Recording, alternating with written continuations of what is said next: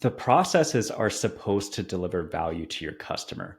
If you aren't improving that value that's delivered to the customer, then what are you doing? Customer experience wisdom, a dash of travel talk. We've been cleared for takeoff. The best meals are served outside and require a passport. Hey everybody, welcome back to CX Passport. Today we're joined by Michael Mattson from Hartford, Connecticut.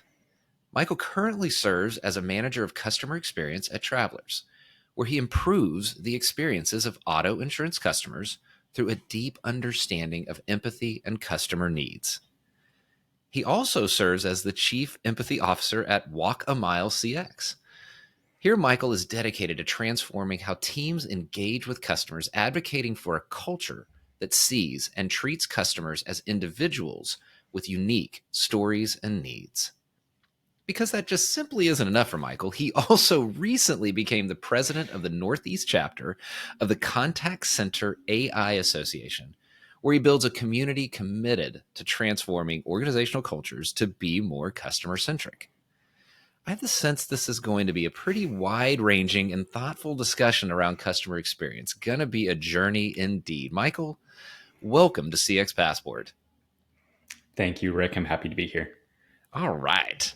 Little Connecticut, little Texas going on here. We'll try not to have too much rivalry going on, but let's have a good conversation indeed. So, insurance by its nature is a personal product. It gets very much at the heart and the emotions. Now, in spite of that, a customer may completely ignore their coverage until a meaningful moment happens to them. It takes emotional intelligence to deliver an experience a customer needs, especially at that moment. How do you help travelers, and also through your work at Contact Center AI, help other companies understand and deliver this level of emotional intelligence? Yeah, thanks, Rick, for that. I've been in the insurance field for just now 6 months. All right, seasoned veteran. All right. Oh yeah. But a lot of learning has happened within that time frame, so we're just rolling with it. But what I have noticed is, it is extremely personal, and it is really weird because you don't have a lot of like tangible interactions between the product or the brand and the customer, right? Mm-hmm. And in fact, the customer is hoping they have fewer. So it's really a unique kind of situation. And so from my perspective, that puts more emphasis on understanding the customer, what they need. That puts more emphasis on understanding ourselves as a business, being reflective on our vision, and understanding our why, what we're actually doing here, outside of to make money. Sure. And finding that common ground to where both the business and the customer can gain value. And so, when I think about, helping organizations be more emotionally intelligent, there's a lot of that like self-reflection that has to occur before you can really understand through empathy that customer's experience. And obviously there's many channels to gain that understanding. But I think it's the combination of business operational, data, right, and consumer data, behavior data, and customer like specifications and needs, wants, like what job they're trying to do by hiring you, right? That understanding that brought all together to have a full holistic perspective is so critical. And sorry, no, keep going. No, go ahead. Now I feel like I cut you off there, but it's because there's something you said in there that really intrigued me. And I think we'll carry that forward with what you were saying right there. And that is this idea that insurance is a product that a customer hopes that they never interact with. They would love to set it and forget it and just move on and let the bills be auto drafted and never engage. That has to be very challenging to then understand all the things that you just said, because customer listening posts tend to be around areas where, well, the customer has spoken. But if they're Right. not interacting with the brand, how is Travelers, or if not Travelers specifically, how can an insurance company in general, or any company that doesn't have a lot of customer touch points, really understand their customer and then be able to act upon it? Yeah, I think it can be a challenge sometimes, right? And Right. you have to take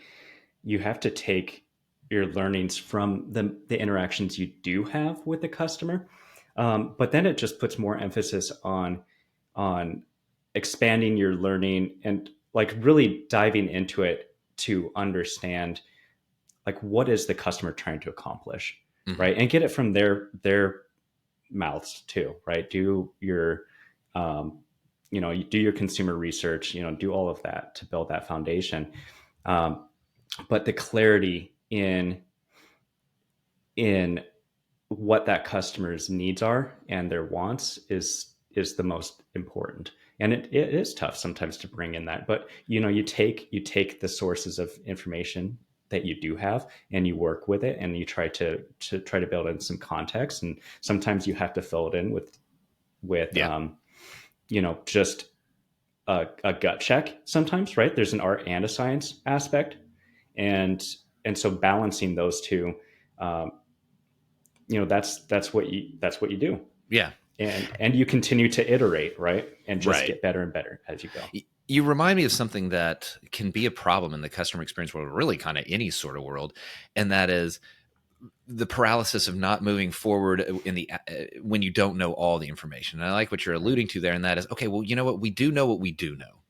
We don't know what we don't know, but we do know what we do know, and let's do something with that. Right. And that idea of you don't have to know it all to get started. I think some of that also, we were talking, some of that even fits in that emotional intelligence space. Although earlier we were talking about kind of corporate emotional Mm-hmm. intelligence. But there was something that you had said to me when we were talking earlier, and it really stuck with me. And it said that you had said that a person needs to be emotionally intelligent themselves before they consider working with or for customers. It's a pretty bold Yep. statement, saying you don't get to work with customers unless you're emotionally intelligent yourself. What do you mean by that, and why is that important? Yeah, there's a journey that I think everybody should go down this path, Mhm. right? And if you want to be an active member in society and want to, um, truly understand others and like build those connections and foster trust-based relationships, then you can't do that effectively without doing the hard work on yourself first. Being more cognizant of your own emotions, your own triggers, your own, unpacking some of your baggage, right? Mhm. And really, like, you can't be empathetic if you haven't done any kind of self-reflection. If you don't know how to label your emotions or understand the source of them, um, and you're just not cognizant of those things, then how do you do that on others, right? how Okay. how can you really relate to others? You're just looking at everything on a very superficial level. So that's really what I mean by that is you have to have a foundation, of your own Mhm. understanding. You have to do the work in educating yourself so that you can then start building that with Yeah. others too. Can someone? I'm going to be a little bit cheeky here. I realize I'm exaggerating a bit, but can someone fake it before they actually have that? Because I would imagine that what you're describing could be something that takes someone a lifetime. Heck, I'm Hmm. still, like, we're all kind of still working on ourselves from a mental and an emotional awareness and all of those sorts Yep. of things. I know that I'm not done, and I'm in my 50s, right? So Yep. I've had plenty of time to get it right, and I still don't. Yep. So how can someone balance that? Okay, I'm still working on that. I do want to serve customers. I recognize I'm not there yet. How do you balance that tension between those two worlds? Yeah, and I think you made a very valid point. This is not something that is either a one and done kind of thing. It's not, and it's also not an all or nothing kind of thing. Right. This is learning. This is lifetime learning, and that is going to be a process that you go through for the rest of your life, and you should. And I think that goes back to, taking that iterative process, and like you build some basics, right? You build some basic skills, you build some basic understanding, just like, when you're in school, right? You learn the fundamentals. It doesn't mean that when you're, when you graduate, that you know everything, right? That's the foundation to build off of, that gives you some kind of framework, some kind of building blocks. And then you take that forward and you bring in the real world and you start interacting, you start learning. And I don't know about you, but that's how I learn, right? By doing. And that's how I learn best. So Yeah. This is your captain speaking. I want to thank you for listening to CX Passport today. We've now reached our cruising altitude, so I'll turn that seatbelt sign off. While you're getting comfortable, hit that follow or subscribe button on your favorite podcast app so you'll never miss an episode. Love it if you'd tell a friend about CX Passport. Leave a review so others can discover the show as well. Now, sit back and enjoy the rest of the episode. Yeah, especially when we're talking about the real world too. I've had plenty of lessons from the real world. Some are currently presently knocking around in my head right now that may bleed through a little bit. So yeah, absolutely. And so that idea of doing and learning, and that I'm glad that we were able to kind of emphasize that part, because no, you aren't going to be done and ready before you get there, but being aware of that you are on that path going forward probably sets you up to be someone who can work with the customer well and have that empathy, that emotional intelligence that needs to go forward. To your point about like whether you can fake it or not, it's not a matter of faking it. It's that you just do something and you start to be cognizant and you start working on it live. And you may not be extremely skilled at first, and that's okay. Yeah. And if you're vulnerable and you're transparent, then that's all that anybody can ask of. And if you continue to have that growth mindset, then that's the key, right? Having that growth mindset and being cognizant of like, hey, this is something that we're going to continue to work on together, and I'm going to try to have understanding and empathy with you, and we're going to work on this relationship together, right? And establish some guardrails, right? Establish some boundaries, but then just being authentic with one another. That's how you start, right? Excellent. And you be open to I like that, improving that relationship. I like that a lot. Now, I also like the fact that right now, let's see if I get this right. My right brain has now been exhausted, and it's fatiguing a bit. And the left brain is saying, hey, wait a second, I want to play too. So let's do that. Let's talk about that. You come from a Lean Six Sigma background. I've got elements of that in my background as well. And I know that it greatly influences my approach to customer experience. I talk about process and execution all the time. People are tired of hearing it, I'm sure. So let's talk about companies that are operationally focused. So they got their left brain kicking hard, but they don't yet have that customer focused. How do you influence customer culture change in an operationally focused organization? Yeah. I was with the United States Postal Service for nearly a decade, and talk about an organization that is very operationally focused. And, that is where I learned, continuous improvement methodology, Lean Six Sigma. I did Kaizens, projects and DMAICs, right? And, learned the methodology to those systematic approaches. And, the trick is that the processes are supposed to deliver value to your customer. If you aren't improving that value that's delivered to the customer, then what are you doing? Right. And so when I look at the context of continuous improvement within customer experience, isn't that the whole point? Isn't that all there is? Is you're trying to better understand the customer so that you can understand how to deliver value best. And then you deliver that through processes and systems, and you make those more efficient at delivering that value, and you better align it with that precision, right? And consistency and sustainability. And I think that's something that that we struggle a lot with in customer experience, because we don't necessarily always have that systematic approach, that methodical approach. And so how can you control a process if you're not measuring it right, if you're not cognizant of that whole ecosystem, the whole system, and how you're delivering value? And then, you can't sustain that, right? You can't. Right. There's no way.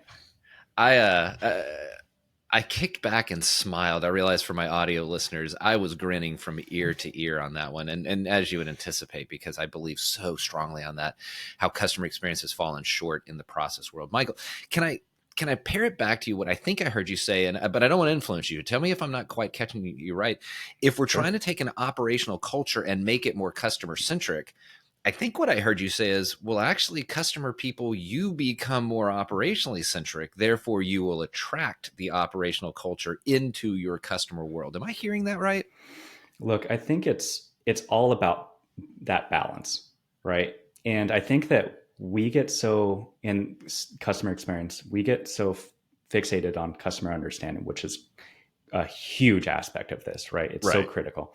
And I'm not saying that that's not, I'm not trying to diminish that, right, at all. Yeah, we don't need to understand the customer. Yeah, we'll skip that part. Right. Yeah. But I think that there's so much room for having a strategy, a process that delivers great experiences, that we can kind of like pull those levers and fine tune, and we can understand how that process works. But it's all about establishing that entire ecosystem, right? And looking at it all as one instead of these different aspects. I'm not saying focus more on process than customer understanding. It's all the same thing. It's all about establishing that holistic perspective and approaching it all as one. And yeah, sometimes you're going to be looking more at the process, and sometimes you're going to be looking more at furthering your understanding of customer. But you're going back and forth, and you're always working on both all of the time, so that you improve how it all aligns. Nice. And that is what it comes down to: is you're never done. You're never ever done in that whole process, and that needs to be a constant cycle. And that's where that continuous improvement, those words come in, because you're always improving. Yeah. And that improvement is defined by the customer. Yeah. There's the quote that continuous improvement is defined by the customer. Ooh, tasty. I like that a lot, Michael. It's talking about going back and forth, the two different sides, that sort of thing. Yeah. It reminds me of the conversation that you and I had earlier. You and I both share a love for the absolutely brilliant Apple TV show Severance, which I'm so thankful is coming back for a second season. I was really worried about the writer's strike. Very, very worried, because they left us way too hanging to just cut that show off. Well, it also reminded you and me both about a little too much about what's expected at some companies. Why is Severance this cautionary tale about real companies today in the context of empathy? Yeah, I think that a lot of times when employees go into work, they're pressing that button, they're going into the elevator, and they're going down to that, that basement, windowless room. But it is kind of interesting, because the way that I saw it and related it to the world of business and customer experience and empathy was, a lot of our environment within business is unintentionally or intentionally designed to strip humanity from the equation, right? Think about how we analyze data, right? We're looking at, we're looking at our databases. We're manipulating things in, Excel or whatever, right? In spreadsheets. And, we're looking at customers based on, like their customer ID or some kind of identifier, right?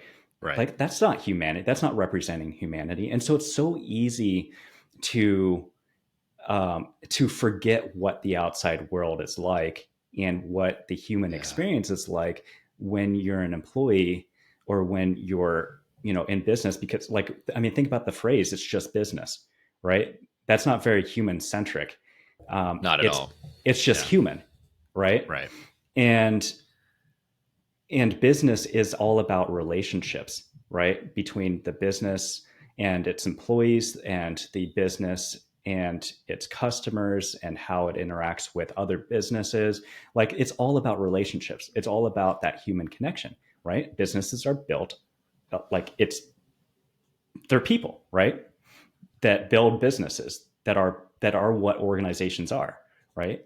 And so it's so easy for people to forget what it's like to have those experiences, to maintain that mindset of being a person and putting everything back into that context. And I think that Severance reminded me of that, because it's like, as soon as you go into work, then it's like it's complete barrier, right? You forget what it's like. You almost have to pretend like you're relating to a customer when you're talking to them, as if you aren't also a human and a customer, right? And so it's like, in the context of like customer experience, I think that's where customer experience practitioners come in. We are here to rebuild that connection, rebuild that framing, that context, and you do that through that empathetic, approach, and you interact with the world, and you bring your interactions with the world back into your work within the business, and you put everything in context, and you help the organization remember what it's like to exist in an actual real world, right? And so I think that's where we have to be very mindful, right? And rebuild those connections. And I think that's where, that customer centricity kind of concept that's really about that. But it's really just about remembering that you also, as a person in a business, are a human, and you have all of these emotions, you have all of this background, like you're bringing your human into the business. And don't forget what that's like, and don't forget what it's like to be receiving products and services from organizations, and what that's like, and all of the context around that.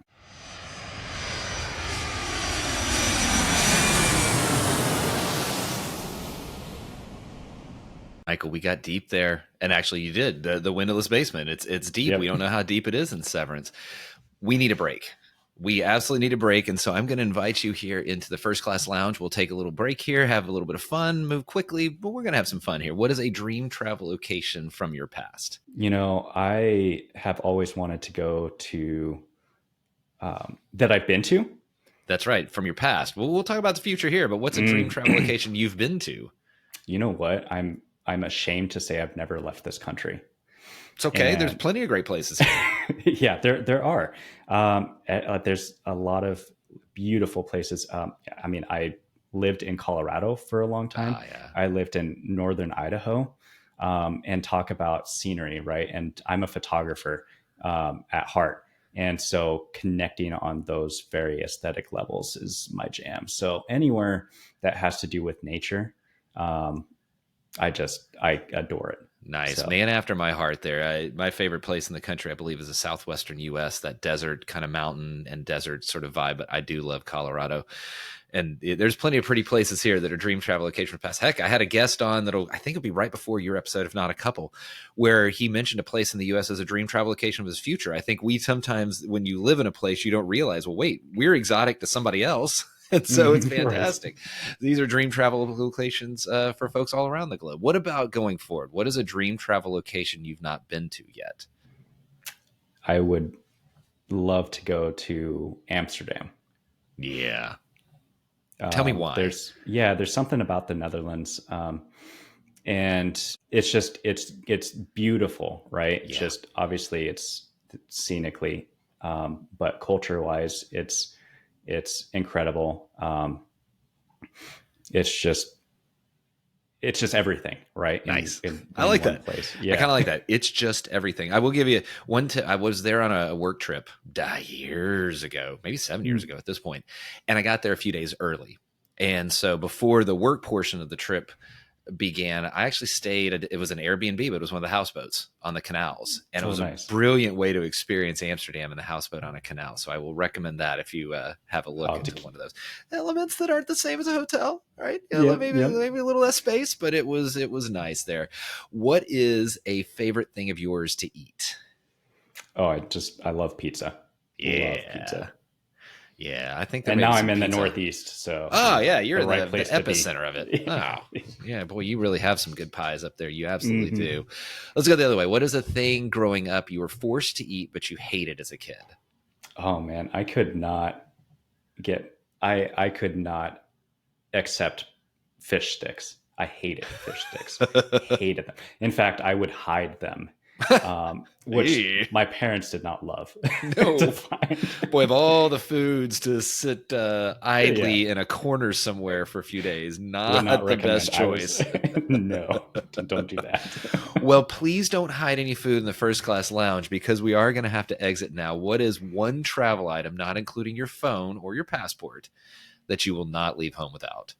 It's got to be my camera, and not on the phone. My actual, DSLR. There's something special about having a separate camera, right? Like a different connection, right? It's focused on, well, no pun intended. It's a specialized tool.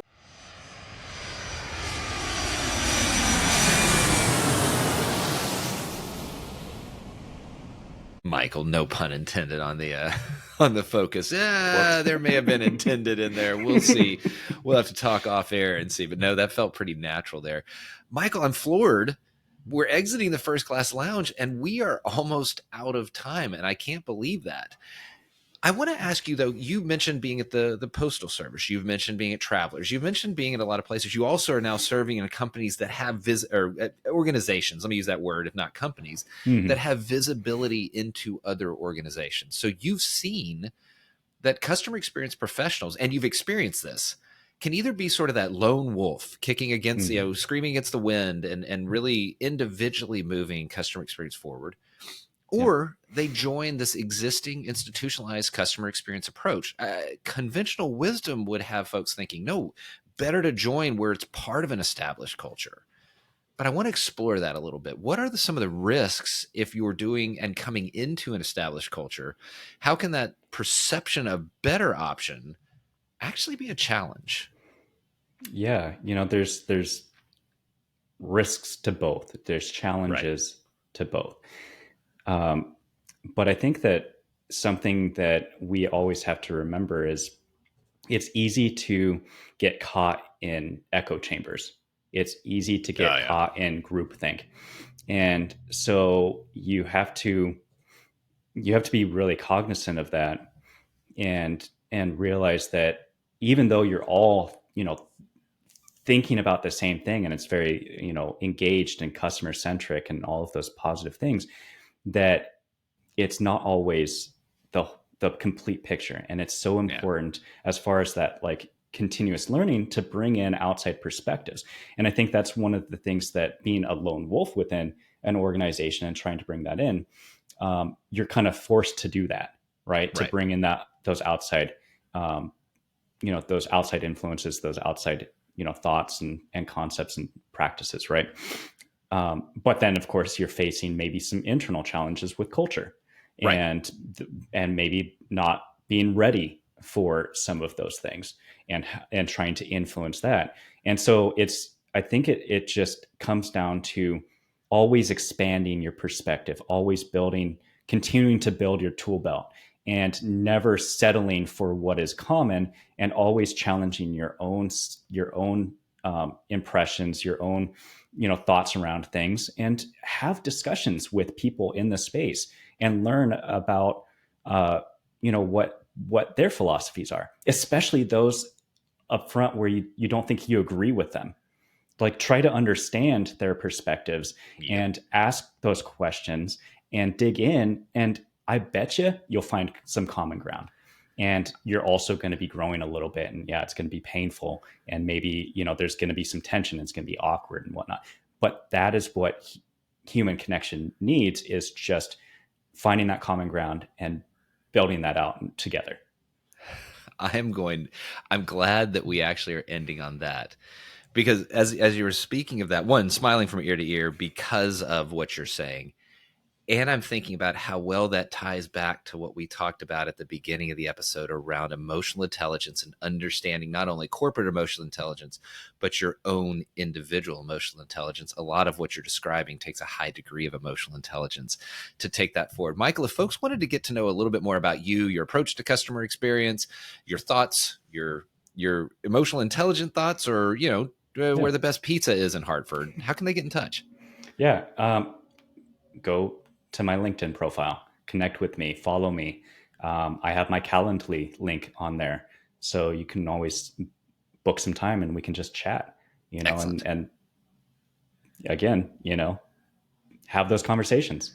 Don't be I like afraid. that. Have those conversations. Well, if you want a conversation, or if you just want a good follow, either way, scroll down. Michael's LinkedIn link will be there in the show notes. Michael, it was a great, it was wide ranging as I anticipated from the introduction.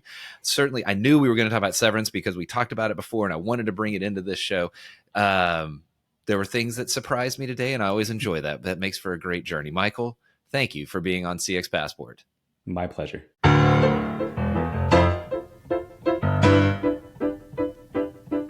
Thanks for joining us this week on CX Passport. If you like today's episode, I have 3 quick next steps for you. Click subscribe on the CX Passport YouTube channel or your favorite podcast app. Next, leave a comment below the video or a review in your favorite podcast app so others can find and enjoy CX Passport too. Then head over to cxpassport.com for show notes and resources that can help you create tangible business results by delivering great customer experience. Until next time, I'm Rick Denton, and I believe the best meals are served outside and require a passport.